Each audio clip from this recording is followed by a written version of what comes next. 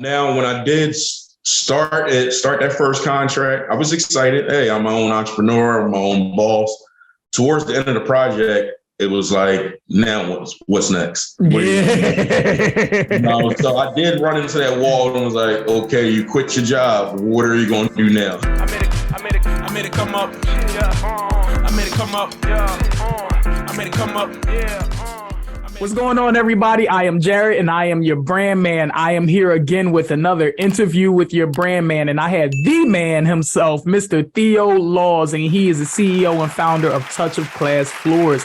We are going to hear all about his story, how he got here, the why this even started and how he got up there. But just to let y'all know a little background, Theo and I went to high school together. Like, we was cool together. It was all cool in the gang at high school. And like we graduated, we went and did our own things, our separate things. But you know, Facebook, social media, everything keeps everybody together. And we always kept mutual friends and was friends amongst each other. But it's been a blessing to watch this man grow his company and grow his business, and the clientele that he has on deck now is just straight up astonishing. And once again, you guys know how I do these interviews. This man is in it. This is his 100% thing. He does nothing else. It ain't no side hustle. It ain't nothing else. This is what he does for a living. And so his story inspired me. So the moment I heard it, I was like, yo, when we talked, I was like, I got to get you on the interview. So here we are. You're about to hear Theo's story, but Theo, please introduce yourself. Tell people just a little bit about who you are, and then we'll jump into all of the questions and everything. Hey, how y'all feeling? I'm Theo Law, like Jared introduced you as. Like you said, owner and founder of Touch of Class Floors. Just a little quick background about myself. Before I started my business, Touch of Class Floors, I worked 14 years for the Phillies and for the Sixers down at the stadiums as a housekeeping manager. And once I left there, pretty much started my own venture and started Touch of Class Floors. So this is a small, brief history real quick. All right. So y'all heard all about my guy here. So let's just get down to the nitty gritty, Theo. Let's get down to how Touch of Class Floors came about. So you said you worked for the Phillies. Were you doing floors before? Where did your experience come from where did you get the experience to do floors at? Well, like I said, I was a housekeeping manager for the Phillies and, you know, for the Sixers, for the stadiums. And part of my job was pretty much managing all the different departments, the whole entire cleaning aspects of the building. Earlier on, before I became manager, I started working with the floor crew there, you know, learning how to strip and wax floors, you know, scrub floors, use different machines of the floors. So once I became manager, I was still over top of pretty much everything in the ballpark, but that was always my main focus, the floors in the stadium, you know, because I mean, I always look at it like if a place have dirty floors, more than likely the place is dirty, you know. So that's the truth. You know, a lot of people look at the floors, you know, when you go inside of certain, you know, restaurants, stores, you know, even people's houses, you know. Yep. So that's where my love for floors came from. And basically the way it started with me starting my own business, I think it was back in around 2016. At that time, I had pretty much I stopped working at the Philly Stadium. It was already 2 years after I was, you know, done working there. I was pretty much just taking a break. I was on Instagram, scrolling on Instagram, and I seen one of our homies, Taki Muhammad. He's also a fellow classmate of ours from Kappa. Yep, he was pretty much mopping. Yeah, he was mopping one of his studio floors, and he had posted a caption, getting this floor ready for my grand opening. So at that time, I pretty much called Taki up. I was like, "Oh, you need help with your floor?" And he was like, "Yeah, I do, but you know, I don't have the funds to pay anybody to take care of them." And I said, "I'm not worried about funds. I'm just asking you need help with, you know, since I had some, you know, experience with it, I'm figure out I'll lend a hand." So I linked up with Taki, and I pretty much top scrubbed and stripped and cleaned his floor of his studio. Wow. The concrete floor, and then we went on and sealed the floor, and that was pretty much it. Say about a week or so later, I got a phone call from Taki. He was like, "Hey, Theo, guess what? The property manager of the building, he looked at my floor, he liked it, and he wants to know if you want to come in here and take a look at another floor and get that done." That's crazy. So it's just like how you said, man, people notice them floors, huh? Yeah. So that's what I noticed his floors, you know. So, I mean, when I first did Taki's Floor, I wasn't looking to start my own business. I wasn't looking at it. During our conversation, he had asked me, what's the prices of floor machines? You ever price it out? I was never looking into it. It was like just something I enjoy doing. So I went back to the building and look at another floor that someone wanted me to take care of now as as a commission job. I measured out the floor and I didn't really know prices at the time. So I started researching prices and how much, I can charge to take care of a floor per square foot. And once I started looking at the numbers and how much I can charge, it was like, whoa, something I never knew. This makes sense. Yeah. So I agreed to do the floor. However, I had no floor machines, Here comes the business conundrum. Yeah. So I accepted the job, and didn't have a floor machine or anything to start off with. I think I probably had a mop and bucket at the time, and that was pretty much it. Coincidentally, I decided to post on Facebook, even though it was my first floor job, I posted on Facebook, just picked up another floor job. A manager who I had worked for previously at the Wells Fargo Center got in contact with me. And he said, hey, Theo, I see you're doing floors now. I said, yeah. And he said, well, if you ever need to borrow some floor machines or if you need anything, I have some machines. So I said, okay. Yo, that's crazy. So that same exact night, he contacted me. That next morning we met up. I picked up a couple of floor machines from him, so I was like, all right, cool. We got a little bit now to get started. I, unfortunately, at the time, like I was just starting off, I pretty much didn't know how contracts and business work. So I placed in my contract that a 10% deposit was due the day of the start of the job. So I still had to come up with the funds to buy the chemicals to get the job started. So when I showed up, I at least had something with me. So you had the equipment, you just didn't have the chemicals so for it now. Machine, I had the mop bucket, no chemicals. What I'm gonna do? I was on the bus. I jumped on that bus the next day. And while I was on the bus, I found the broken Galaxy phone. And I grabbed that Galaxy phone and I took it to the store. And apparently I sold that phone for $350. So I used that money to go ahead and buy the chemicals to go ahead and get started, or the shop back to get the job started, and pretty much took care of that one floor. And after that, just kept on getting contact from different clients in that same exact warehouse building for floors. Now, around that same time, I was working at Parks Casino. I was working in the kitchen at Parks Casino as a kitchen manager. So I still had a job I had to take care of, in the afternoon. So I couldn't go full force into floors at that time, so it was just still more like a side hustle. Now, when you went there, were you looking at their floors like, man, I got to get this together? Like, did you have a floor bug? I started looking at everything in there. I started looking at the way the kitchen was kept clean. I started changing that around. The workers, co-workers upset with me. Theo, you got us cleaning this every single day. That's just me. So I think a year after pretty much doing a floor here and there, which is maybe like one floor a month, as a side hustle. I got a call from someone and they asked me to come take a look at their space. And when I looked at their space, it was 3 bathrooms, a hallway, a banquet hall, a whole bunch of area space that they need pretty much taken care of. Floor, biggest contract I had, at that time. So I agreed to pick up that job. And like I said, I was still working in the afternoon at the casino. On my second day working on their floor, it was pretty much I had to make that decision. Will I continue on leaving this floor alone so I can leave, go home, change, get to work, get off of work in the middle of the night, get home, get some rest, and I'm only taking care of this floor for 4 hours out the day? Or do I want to go ahead and just make that decision to quit my job and pretty much focus on doing this floor? So that's exactly what I did. It was April 19th, 2017. Wow. That day I decided to call up to my job and I want to quit. I told him I won't be coming back. Wow.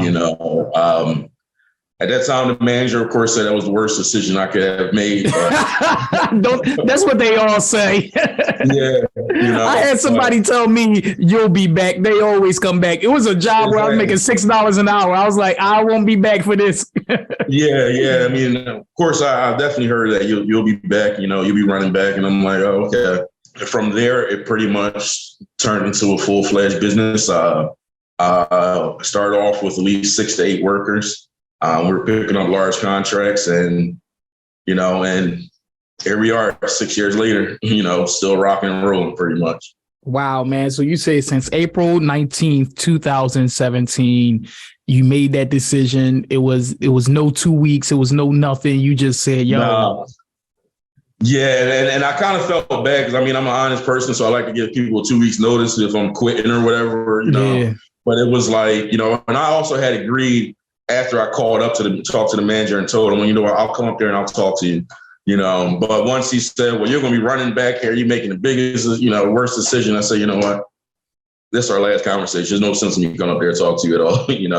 I'm just going to go ahead and quit, Wow. So it was a coincidence. One of the coworkers who I was working with at Chickies and Peace at the casino, he was working for me as a floor guy. Okay. So he had to work that same exact night. So I just gave him my ID and told him, when you get to work, pass off my ID for me, Wow. Wow. So that worked out. So I have a few questions here. Did you know how to do floors before managing the Phillies? or did you kind of learn on the job there? No. So I learned how to do floors at the Philly Stadium while I was working there. It was a funny story. My first year at the Philly Stadium, before I learned how to do floors, I was walking through a hallway, and the floor crew was out there stripping and waxing the floor, and I wound up slipping on the floor as they were stripping and waxing. Shucks. Yeah.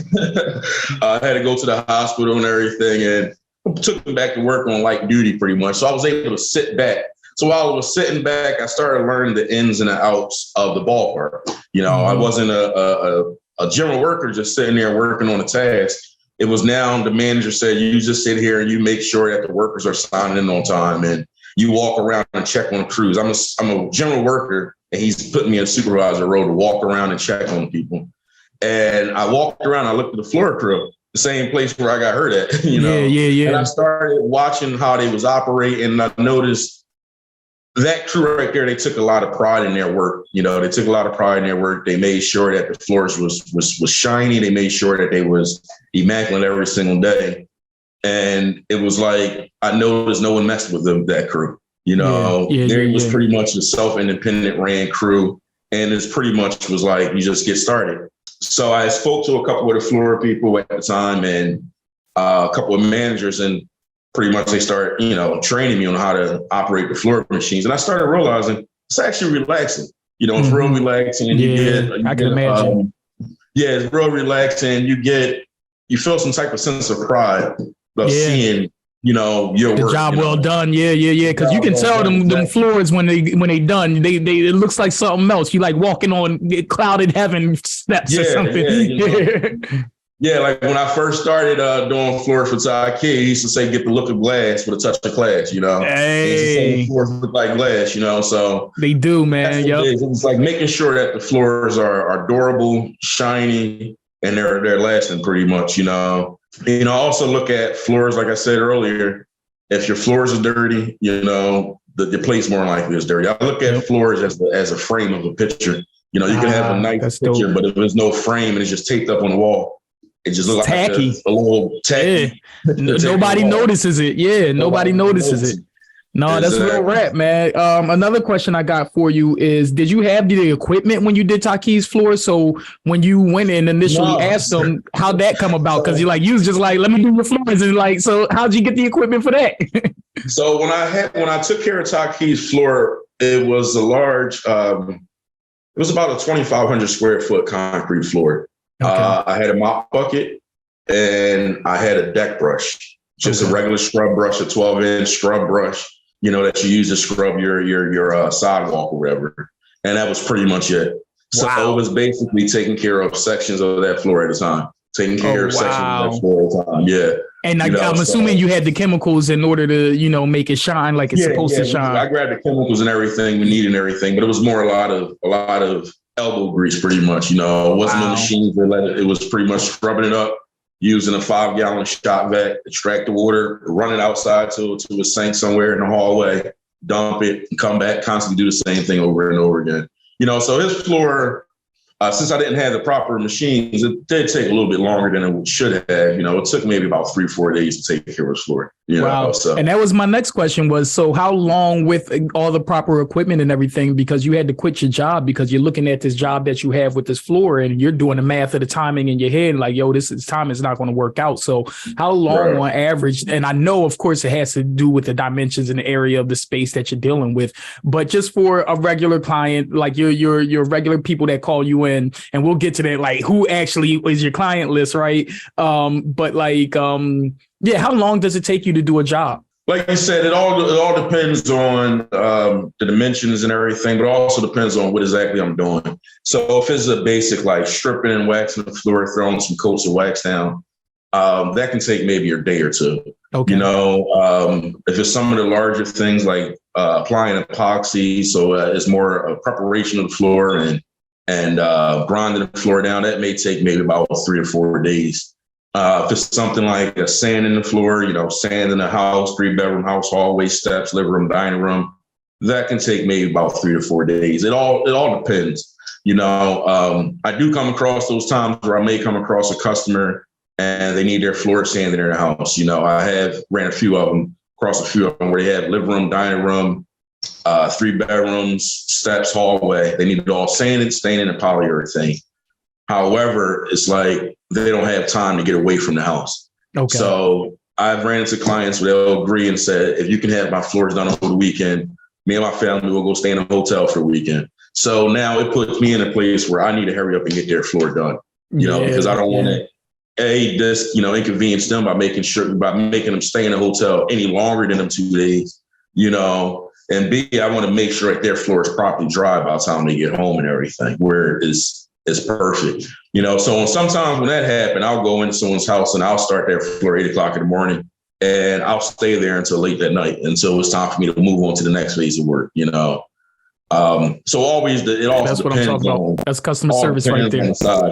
I done had customers where I'll sand the floor during the daytime and they say, listen, we know it takes 8 hours for the polyurethane to dry. We don't have anywhere to go. Can we stay in the house? Yeah, you can stay in the house. What I'll do is I'll come at night. Your kids and you're going upstairs, getting ready to lay down for bed at 10 o'clock. Yeah, by the time. 9:30. Wow. Yeah, I'll get the product started at 10 o'clock. When you go upstairs, I'll put that polyurethane on. Tomorrow morning, you can come right back downstairs by 6 o'clock, That's what's up, man. It's well, the thing is with this is more so it's not a 9 to 5, it's not an 8 to 4 or whatever. It's more so when my clients meet me, convenient for your customer, making sure that you're servicing your customer the proper way. Nice. So it's no time at all. So basically, like in 2017, I punched in to do floors, and I haven't punched out yet. That's gonna probably definitely be a quote in the promotions for this. So my question is, have you always wanted to be an entrepreneur, or was this something that just kind of kicked in on that day on April 19th? Yeah, I always had a idea and had some things in my head where I wanted to start my own business. Even from when I was working at the Philly Stadium, I used to go to some of the manager parties and manager meetings with some of the higher up execs of the company, and brushing shoulders with them. And I'll sit there and talk to them, and I was trying to get a sense of ideas. And I did try to put a few bugs in a few of their ears about starting little small businesses at the time. So I always had some type of drive on wanting to start my own business. Before I started my floor business, I had an idea to start another company, which will be coming along, within the next future, next year or so, and as a young kid, a lot of us, we was always the ones out there shoveling snow, shoveling snow and doing certain things. I used to go to the dollar store, buy all the decorative pens and stand outside of Acme and sell them for $5 a piece and claim them for, or youth organization, So, it was always something that I enjoyed doing, trying to make money, I picked up my first job when I was 14 and been working all that time, So, I mean, it was always something where I said, you know what, I want to start my own business. I'm tired to have of your working own. for people. So you did have that bug in you before you quit. And so when you, two things that popped in my head. So when you're looking at this floor and you're thinking about the time that you have to do, and you chose these floors, did you have other clients lined up, or was it, you know, how did that go in your head? Like, because some people, and what I'm trying to get to is really to inspire this entrepreneur that's in this space right now, where they have to make a decision. You know, God is pulling them one way to do, you know, their thing with their purpose, or their in their job, or their responsibilities, their kids, their family, their livelihoods, are pulling them in another direction. So when you were in this split second decision making, you know, what made you choose those floors over the stableness, the stability of working? So with that very first floor contract that I picked up when I decided to quit, I didn't have anything lined up after that one floor.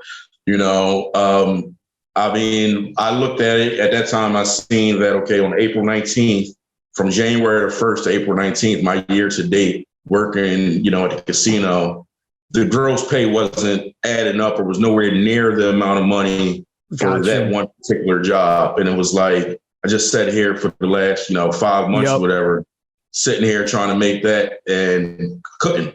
Let me go ahead and take this leap of faith, pretty much. Now, when I did start that first contract, I was excited. Hey, I'm my own entrepreneur, I'm my own boss. Towards the end of the project, it was like, now what's next? What you know, so I did run into that wall and was like, okay, you quit your job. What are you going to do now? Yeah, right. Do you just wait for them to call you more, or like, how does this go? Yeah, exactly. You know, so that's when I was like, okay, I guess I need to start advertising. Yeah. You know, I need to start putting out advertisement flyers, start putting posts out on Instagram, on Facebook. After I was done that one floor, it was maybe about 2 weeks before I was able to start another floor. Okay. You know, so I was questioning, did I make the right decision? You know, yeah, man.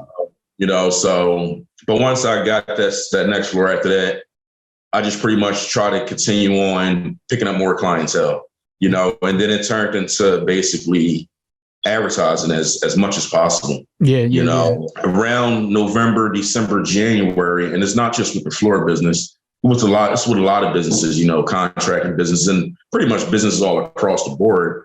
Things start to slow down. So that first year when things started to slow down, it was like, okay, it felt like a vacation, but at the same time, it was like, it ain't no paid vacation. Bills are still coming in, but no income in.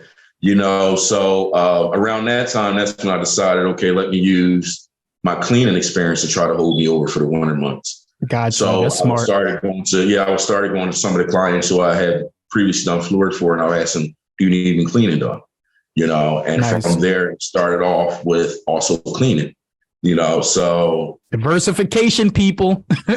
Yeah, you know, so Taki, his studio was one of the first places where I picked up a cleaning contract at. And he introduced me to a few people where I was able to pick up cleaning contracts at the time, which I still hold to this day. You know, 5 years later, I'm still cleaning their buildings, you know, so it was pretty much trying to find other avenues to try to maintain and everything when it wasn't any floors need to be done. But now 6 years later, I'm to the point where I, you know, which I'm humble and I'm proud of. I have clientele kind of lined up for like maybe the next month and a half.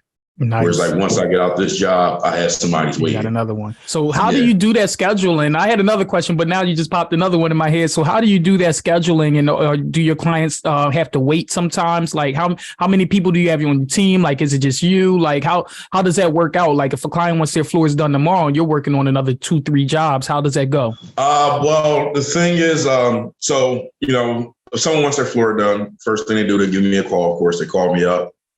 We'll briefly talk about the floor, and then I'll come out, take a look at your floor, give you an estimate. I'll look at the floor, and then I'll also let you know my availability. You know, so I'll be honest with you. I'll let you know, listen, I have someone, you know, worked up. You know, I got someone scheduled for the next week, or my next available day won't be until March the 25th. You know, so it's now more so up to you to decide if you rather hold off and wait, or if you want to find somebody else. You know, is earlier on in business, if I did have people scheduled already and someone say, hey, I need my floors done tomorrow, me trying to please everybody, of course, I was still in. And then it's like the ones who already paid a deposit, now they're upset with me and everything. It's like, okay, now I'm making this person happy. I'm making that person and stressing me out and it's pulling me thin where I can just talk to this person. If you really want to get your floor done by me, you would have no problem waiting. You know, so that's a good lesson, I think, man. And I don't want to kind of skip by that too much because I think we all need to understand when you go into this entrepreneur game and you become this person, like you do have that innate feeling to people please, right? To take every order. And, you know, I had to learn the hard way that every order isn't a good order, you know, and trying to people please and get everybody in is not always the right way. Like if you're just, and I found that, you know, my mom always told me that communication is key. And so I kind of live by that. And like what you just said right there it was profound. It was so light, but it was profound. And I don't want to skip by that because people need to understand when you do take this leap of faith, the first thing you're going to do is want to get in all that bag. Like, and you're going to think every bag is important. So somebody and people are naturally going to call you up. Hey, I need this tomorrow. Hey, I need this today. Hey, can you do this? And your natural inclination is to go, yeah. But the first thing you should do is actually check your availability, make sure that you're able to give that customer service the way that customer deserves it, and make sure that you're not one, killing yourself in the process, or two, hurting your other client that actually did pay. So I just my bad, bro, for cutting you off, but I want to make sure that people catch that one right there. It's very important to communicate. No, absolutely true. So that was my thing. I figured if the client really want to get their floor done, by me, they wouldn't have no problem with waiting and understanding that there is a waiting list.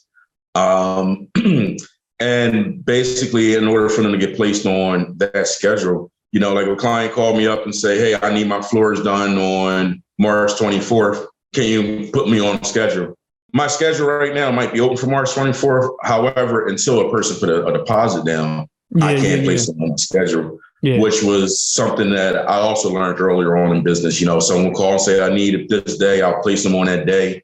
And then I'll get someone else who's ready to pay me cash money in their hand, and they want that same exact day. But I feel as though I already made an agreement with that person. Yeah, a word of mouth agreement, right? Yeah, no, that cash, money talks. When the 24th come around, that person said, can you push? I can push back. Well, I had somebody waiting, So it's basically once you put a deposit down, it's like now I can put you on schedule. And I do have a good clientele where I have, some customers who don't mind waiting. Like right now, I have actually 2 customers who didn't place deposits down maybe 6 months ago. Wow. And, okay. And I stay in contact with my customers. I call them up once a week and ask them, when are you ready? Are you ready? Are you ready? But because of, financial hardships and things of that nature, they still want to hold off on getting the floors done, I had customers who've already decided to say, I want my floors done right before the summer months come in, and they're already placed a deposit down, and it's like they just want to make sure that once the summer hit, once the kids are out of school and they go on vacation, their floors get done at their house for that week while they're away from vacation, So it all depends on that customer, and like you said, money talks, Yeah, man. You put them on their schedule or not. Yeah, man, I had to learn that lesson too. Like, no, I ain't put nothing down on the schedule. I ain't put nothing in production queue until I get that bread. Like, that's because money talks each and every time, man. Even when I worked as an admissions director, that was the one thing we always said is just like, no, should we make this free? Should we make that free? Now I'm all about giving things out to people and for people so they can experience the value. However, people I know naturally just need buy-in, and so often when you do those things for free or you're putting people down on your calendar without them paying anything, they have absolutely no buy-in, and there is no ball in their court. Right. So moving forward, we're about to wrap this up. But I do want to talk about like where you are now, man. So you said April 19, 2017. It is now, we're recording this in March of 2023. Yo, let's name drop some of these like receipts, man. Like you've done a lot of great work. You had a lot of big contracts. Like, so what is some of the work that you have done? What is some of the work that you're doing? So people can just see, my man made this decision back in 2017 and ran it down, like went through your hard times, diversified when it got slow, went back to your clients. You really you really had the entrepreneur's journey, and like I really appreciate that. That's why I'm glad I had to bring this story on, because you learned everything from the muscle from scratch. You didn't have no silver spoon, nobody guiding you through the process. You definitely probably had your mentors throughout the way, and people that have definitely looked out. And we'll probably get into that a little bit, but you bare bone this situation, and you still here. What's that? This is 6 years later. You still here, and I think the percentage is about 88% of Black owned businesses don't even make it past year 1, 2, 3, right? Yeah, no, it's absolutely true. I mean, my first year, I didn't even cut you off. I mean, that first years, I mean, I done had so many people, family, friends. Hey, you still doing a little floor thing you was doing? That little floor thing, yeah. You still got the little cleaning thing, I won't name drop, but I had a real close family member of mine, so I really looked up to. They had actually said to someone else, yeah, it's only going to last maybe a year, and he'll be back to another job and this, that, and the third. However, now to this day, they're calling to ask me if I can, give some of their friends jobs and everything. Yep. So, I mean, that's how it works, y'all. That's how it works. So I mean, it's just pretty much sticking to it, man. Just sticking to it and staying as dedicated as possible. I mean, like I said earlier, it's been times where I was, questioning the decision I made, but it's like once you make that decision, it's up to you to get it from there. Yeah, man. It's pretty much, being your own entrepreneur, being your own boss, running your own company. You're pretty much everybody. You're human resource. You're basically finance. You're every single body. You're doing the scheduling. You're doing ordering. You're pretty much doing everything. If you have a larger corporation or a large enough team that you can place people into different areas, but if not, you're pretty much running that entire operation, But what I love about this is because you learn every aspect of the operation, right? And so what you do know is that, you don't know what you don't know. And so like you said, in that corporation structure, you're building a corporation. The corporation is there. You're just running every compartment and department. And so the goal is that, and like I was just dealing with this with my team, and I showed them the organizational chart, and I'm like, all right, all of our names are plugged into these spots, but the goal is to climb up that chart. But I feel like it's very important for entrepreneurs to understand the importance of playing all of those roles, so you don't get gagged in the future. What those accounts are supposed to look like. What things are supposed to look like and what things are supposed to do, because you built these systems. And so I love the process that you're going through, because once you start to hire people, you already had the job description. You already know exactly what they want to do. There is no ripoff. They can't be like, well, I was spending this whole day doing research. You're like, you don't need the research. I told you what to do, right? Exactly. From my managerial experience at the stadiums, that pretty much helped me out a lot with running the business and everything. I mean, because that was basically what I was doing down there.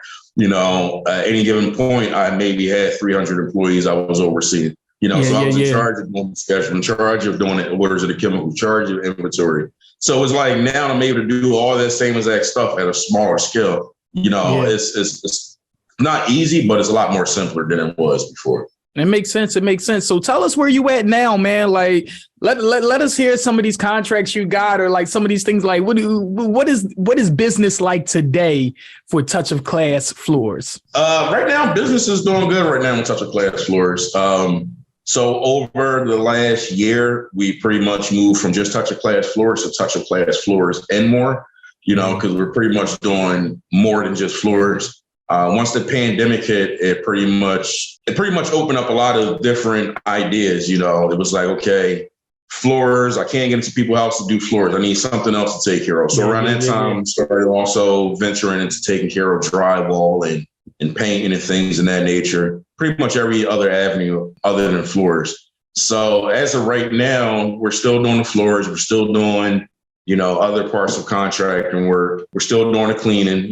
We have a few constant cleaning contracts that we take care of on a weekly, some of them on a weekly basis, some of them bi-weekly, and some of them, a few days throughout the week. So right now we still have a lot of good business going on. As far as clientele who I have done floor for in the past, which, is kind of mind-boggling. I pretty much done floors throughout the entire city. Wow. And I guess if I was able to put a stamp on the floor, people wouldn't know it was a floor done by me. Wow. But, so I have done floors at, just to name a few, of course, all of Ivan Studios. I've done all the floors at all the studios. Nehemiah Davis, he had the Greatness Center and also the foundation. Done floors at both of his event spaces. Salim Weldon, Good Deeds Salim. Mm-hmm. He owns a popsicle company, Whimsicle Pop. I've done the floors for him. I've done floors for Burger Lane before it was Umi D's. Oh, wow. Yeah, now you got to draw back, right? Yeah, that's like when people ask me, like, I'm like, yeah, I got a lot of clients. Yeah, no, I mean, it's a few supermarkets pretty much I have took care of. And I mean, with the supermarket, it was pretty much doing the floors before anything was built, pushed into the supermarket. Okay, so this was from a concrete slab, no shelves, no walls, no light, going there pretty much grinding that concrete floor down and getting into that polished look like you see inside of the markets now. You know, so it's a market right off of Frankfurt and Lehigh supermarket floor I took care of. And then I have a whole list of daycare centers who I make sure I routinely stay on, try to stay on top of them as much as possible. Beyond the Basic Learning Academy, that's one of my main ones where I go to all the time to take care of their floors and their locations.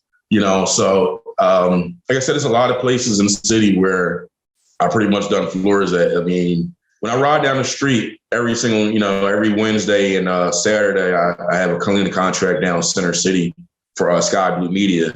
Nice. But when I'm riding back and forth from their building, just from the ride from their building back up towards like the Olney section of the city, I think every 3-4 blocks I ride by a place where I probably got on the floor for. Nah, that's a blessing, man. That's what's up, bro. That's what's up. So, I mean, it's a lot of them. It's hard to name them all, but that's a blessing. So y'all see where my man is at, man. This just brings a smile to my face because it's just like knowing the journey and just even hearing how he started. Y'all, he didn't have the equipment. He did not have the equipment. Like, get that? Like, he had the vision, but did not have the equipment. And like, I want y'all to understand that's how God works, yo. Sometimes he's just going to give you something so big where it don't make sense, but it makes enough sense just to make it crazy enough to go forward with it and make that actual leap. Yeah. They wouldn't call it a leap for nothing. Otherwise, people be walking into entrepreneurship, right? You'll be strolling into it. Like you said, that first year, it was rough, from getting equipment and also from getting a vehicle to move around with. Yeah. Believe it or not, a lot of customers who I had in the first 2-3 years, they had no idea I wasn't driving. Wow. I was pretty much I was catching the bus too. That's crazy. You were getting on the bus with all this equipment, dog. That's crazy. Early on, it was a few jobs, and I have people took pictures of it and everything. I got on a bus with my floor machine, mop bucket, and everything. And how many seats you take up on that bus, man? Because I know it wasn't a one-seater job. A little small handicap section in the front, just off on one side. And I'll stand up, so it feel like I'm only taking up one seat, But yeah, I mean, it was a long process. It was a long process, and it's still a lot. It's still got a far way to go, man. Seriously, but yeah, that first year, leading up until I started picking up equipment, picking up the machines and everything, picking up the vehicles, it went from me having a small corner in the house in my apartment where I was able to store my stuff in the closet to basically now my entire basement is flooded with all my equipment, basement flooded with equipment and, I have storage units here and there, so. Look at God, man. Yo, my bad. I almost forgot the last question because we're about to go into the fire rounds. But the last question is, where do you see Touching Class Floors in 5 years? And from now to the next 5 years, where do you see yourself? Between now and the next 5 years, I still see myself doing floors. I think I'm going to draw back from taking care of some of the other aspects, as far as contract, and just pretty much stick to floors and, get my team together and have a cleaning team together where I don't have to pretty much worry about the cleaning aspect at all. Yeah. But within the next 5 years, I actually see myself more so traveling with the floor, floor and business and everything. So coming out of Pennsylvania with it. Pretty much, yeah. So, I mean, the way I look at it, like last year and the year before, I was doing a lot of traveling and I was going everywhere. I was going to LA, going to Vegas. Anywhere I went, I was taking flyers with me. I was passing flyers out. I'll get on a flight. I'll pass flyers out, put them inside the airplane magazines on the airplane and everything. Pass them out on during layovers. The thing is with my type of business, there's no general location. There's no office, so I'm able to go ahead and travel here. We'll travel there. So within the next 5 years, I see myself basically traveling, to take care of floors. So it's not basically let me move. I see the van. I see the vision with the van, man, with the van on the tag on the side, the touch glass floors. I see it. Yeah. I see basically if I'm here, someone calls me up, where you at? I had a few people actually call me up for floors. I had one person call me for floor out in Orlando, Florida last year. Yeah. I had someone call me for a floor, a few of them out in Georgia, a couple of them in North Carolina. I was just about to ask, did you have any clients or inquiries out of state? Yeah. Yeah. I had a few of them out of state, so it's basically, you call me up, where you at? Oh, I'm over in Arizona. I need my floor done. Okay, cool. We set up the schedule like I'm setting it up if you were around the corner from me. And then basically, once it get closer to that time, I'll just go out there and take care of the floor. Go out there, travel out there, take care of the floor. There, just bounce on to the next place, That's what's so up, I basically man. see myself, might as well say nationwide, Nationwide, hey, touch a class, yo. We gonna put that in the prayer books, yo. That's claim it. Was claimed it now. Touch a class floors nationwide, y'all. Y'all heard it. Y'all heard it right here. Touch a class is gonna be nationwide in 5 years, y'all. Y'all heard it first on Interviews with Your Brand, man. I just wanted to let y'all know, yo. So we running into our fire round question, man. This was a dope interview. Thank you so much, Theo, man. And so in this fire rounds, you got 5 seconds to answer the question. If you can't answer it or start the answer in 5 seconds, then we move on to the next one. It's just that simple. All right. So here we go. One word that describes you. 5. Humble. Okay. Where does your strength come from? My strength comes from the Lord above. Amen. Who do you admire the most? I admire my mom the most. Amen. What is your favorite thing to do? Work. Do you consider yourself successful? Yes. I was going to say that should be easy one. I want to be yet, but I'm successful. Yes. Amen. All right. Give me 3 things you have to do every day, things that contribute to your good habits. First thing in the morning, I wake up, I pray. I'll, get my day started. Oh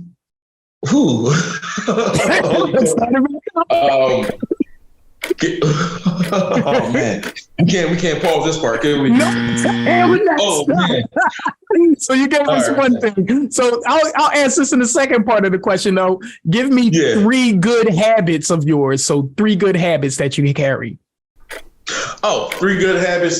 First thing in the morning, I pray every morning. I'll try to get at least about 10, 15 minutes of exercise together in the morning. And then I make sure I have my day planned out before I even step foot out the door. I mean, and it's down to the minute, Hey, there we go. I should have asked that first. Yeah, I mean, it's crazy because my schedule, and sometimes people look at me like, yo, you were serious. If I wake up in the morning, I say, okay, I got to be here by 8 o'clock. But I need to make sure I'm up there by 8:30. Okay, I can fit this in there and get there. And it just happens where I'm actually there at that exact time. Bro, to-do list, man, especially when it's a lot going on, will save your life. When I was doing my shows, and usually when I'm really busy, especially during showtime, I have to write down to eat. Because I'll forget to eat. I'll forget to eat. And I have to write down who's actually getting something for me to eat because I know I won't have the time to go and get something to eat. I need somebody to bring it to me and make sure I eat. So I actually write it down and tell that person, make sure I eat at this time. And if I don't, and I tell them, if I don't eat it, come back in the 30 minutes and sit down and watch me eat because I will not eat. I'll just be running on adrenaline, yo. So, all right, 2 more questions. Yes. Who inspires you? Who inspires me? Yes, 3. You didn't ask that already? I asked who you admire most. Oh, who inspires me? Oh, my brother.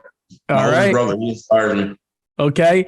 And you know what? I already asked that question. Where do you see yourself in 5 years? You answered that question already. All right, man. You survived the fire round. You fumbled a little bit, but you came back with the habits. No doubt.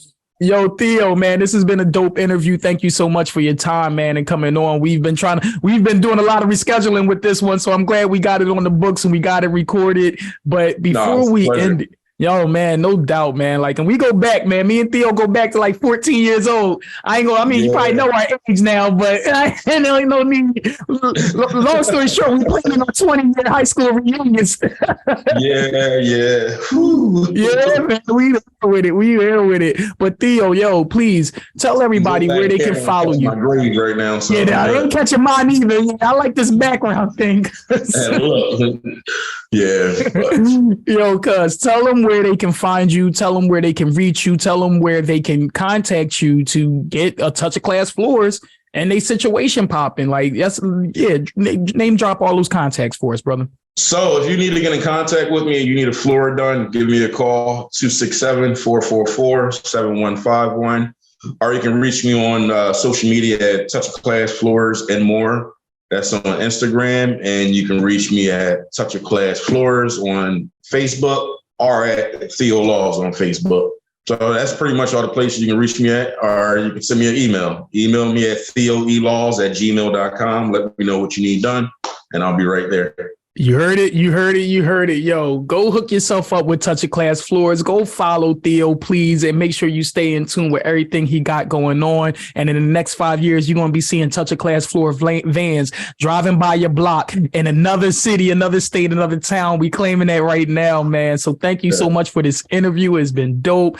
Thank you, man. And I really do, man. I pray God's blessings and Godspeed and everything and every last endeavor that you do and that you got going on. And I can't wait to have this interview 5 years from now and be like, yo, so with that international status, bro, you be like, listen, exactly. Like we more than I say international. I just claimed that one. I say you say national. I say international. So it's going like, what's up with that status? Hey, I have no problem with that. I have no problem going across like Australia or somewhere doing somebody's floor. So. That's that part. So, all right, guys, before we wrap this up, Theo, can you leave somebody with something inspiring to tell them pretty much like something you needed to hear when you were down, when your business was maybe slow or you were doubting yourself? Can you leave something, words of encouragement or inspiring or words of inspiration for people in that position? I think the biggest thing is to remember to not give up. Don't give up and remember your why. That's basically the main thing. Remember your why. Remembering why you started in the first place. I said the reason why you started, whether it's because of financial reasons, if it's family reasons, or you want to provide generational wealth for your family and for your kids. There's a why you started. And every time I think once you get discouraged, because it will happen a lot of time, you will get discouraged. You will feel like you're ready to give up. But once you realize and remember why you started in the first place, it will pretty much remove all doubts in your mind, So, I mean, it's just basically never giving up. And then also just staying focused on what you have to do. Trying to block out and tune out the naysayers. A lot of times you'll hear people say when you talk to them about business, well, they're not going to want your product or they're not going to do this. The ones that you're talking to who's saying that they're not the ones who you want to sell your product to. More than likely the person who's telling you not to do it is somebody who's pretty much still working 8 to 5, who's taking 2 15s and a 30 every single day. That part. Yep. So you ain't had one entrepreneurial experience in their life and they got all the news for you. Exactly. So you try to remember your why and you stay focused on yourself. You listen to yourself. There's a reason why you're out there doing your job, and there's a reason why you decide to start your business. Just stay focused on that. I mean, I can go on and on and on and on. No, you said a lot. It's so many things to do when you feel discouraged. But the main thing is remember your why. If it means going into a room, sitting down, just going back to square one, writing down exactly where you started from and everything, and then just sit back and remember why you started. Go ahead, Yeah. So, I mean, like I said, that's the main thing. Never giving up. Don't give up, Yo, no, I appreciate what you said with the Start With Why. One of my favorite books by Simon Sinek is called Start With Why. And I want every entrepreneur, every dreamer out there to really let that sink in, because people don't, and this is what the book talked about and said often throughout the book, it said people don't buy what you do or how you do it. They buy why you do it. People make that personal connection to that brand and they buy the why. They don't buy the how. So it's so important to remember your why, because that's why people are invested into your brand and your stuff. So thank you for telling people that, because it's so true, and we hear the concepts all the time. Be persistent. Don't give up. Don't quit. But this stuff is true. This stuff is so true. Stay focused. Don't listen to the naysayers. This stuff is so true and it's so essential. But you said the biggest part, you hit the nail right on the head with remember your why. And I just had to add on to that, like, not only remember the why, but people are buying the why. So that's why it's even more important to remember your why. I mean, when you can remember your why, then okay, you're going back to it, you're really dedicated, Yeah. I mean, I don't mean to prolong this, Okay, keep it going. I mean, I done ran into incidents where I had saw blades pop off with a machine as I'm working and pop me in the eye, go to the hospital. I remember that post, yeah. Yeah, I done had blades cut my finger pretty much almost off and things of that nature. And it's like, I go back to work that very next day if possible, because it's like, it's a reason why I started this, I don't ask any of my other workers to go through the same stuff. One of my workers cut their finger. I'm telling them, no, you can't work no more. Find something else. I don't want you to hurt yourself over this. I have no problem doing it. This is a passion of mine. This isn't somebody else's passion, So, I mean, just basically sticking to it if you can stick to it. Like they say, if you're scared of fire, you don't want to get burnt, get out the kitchen, Get out the kitchen. So, I mean, and you look at some of the best chefs and some best cooks, they got burn marks all over. Yeah. They've been burnt over and over again, So, I mean, these little scars, it's going to happen, A lot of entrepreneurs, a lot of people on Instagram aren't going to talk about it. They're not going to talk about their downfalls. They're going to talk about all their success. They're not going to talk about the 1 week you making $800, but the next week you're making $35, and you might come across a month where you might generate $80,000, right? Or $8, yeah, right. It fluctuates. And then you come across a month, it'd be like, damn, this is a $55,000 month. It happens. It definitely happens, but you got to remember why you started. And I mean, and one last thing, stay humble. Stay humble. Yeah, that part. Don't let your head get too big. And I will also add to that, like, keep people around you that keep you humble. You know what I mean? Like, don't go switching up your circles, or don't have nobody around you that's stupid in the first place. You know what I mean? Like, you are who you're around. And so, well, all right, guys, this has been a dope interview. Interviews with your brand man with special guest Theo Laws. Thank you for tuning in. I hope you guys grabbed something from this. I hope you were inspired. Peace out. Stay blessed, y'all. Stay blessed. I made it come up. I made it come up. Tune in to the next episode with CEOs and founders of Le Phoenix Dance Institute with Mrs. Denise and Mrs. Leanne. Get ready to be inspired.